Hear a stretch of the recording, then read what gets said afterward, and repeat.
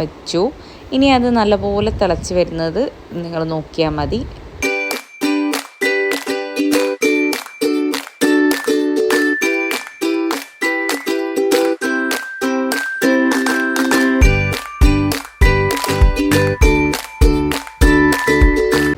ഞങ്ങൾ കുക്ക് ചെയ്യുന്ന സമയത്ത് ഇതാ ഒരാൾ ഉപ്പ് നോക്കാൻ വന്നിട്ടുണ്ട്. ആൾക്ക് ഭയങ്കര ഇഷ്ടമാണ് എല്ലാ കറിയും വേഗം വേഗം ഉപ്പൊക്കെ നോക്കി ഒന്ന് സെറ്റാണോ എന്നൊക്കെ നോക്കണം.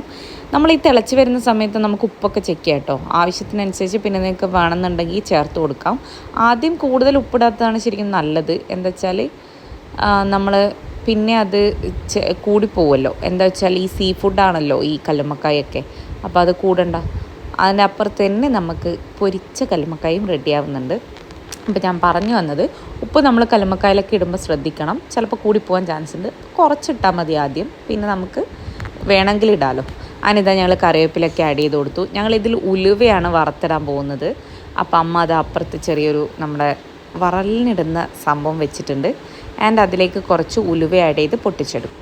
ഷുട്ടുപ്പി ഇതാ ഉപ്പൊക്കെ നോക്കി സൂപ്പറാണെന്നൊക്കെ പറയാൻ വേണ്ടി വന്നിട്ടുണ്ട്. അവർക്ക് ഭയങ്കര ഇഷ്ടമുള്ള കാര്യമാണ് ടേസ്റ്റ് നോക്കുക എന്ന് പറയുന്നത്.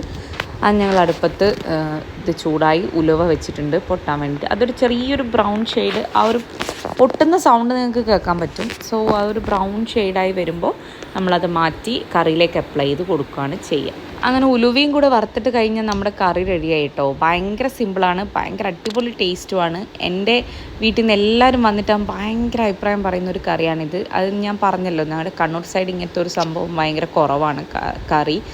അപ്പോൾ നിങ്ങളെല്ലാവരും ട്രൈ ചെയ്ത് നോക്കണം. എന്നിട്ട് എനിക്ക് കമൻസിലൂടെ ഫീഡ്ബാക്ക് അറിയിക്കണം.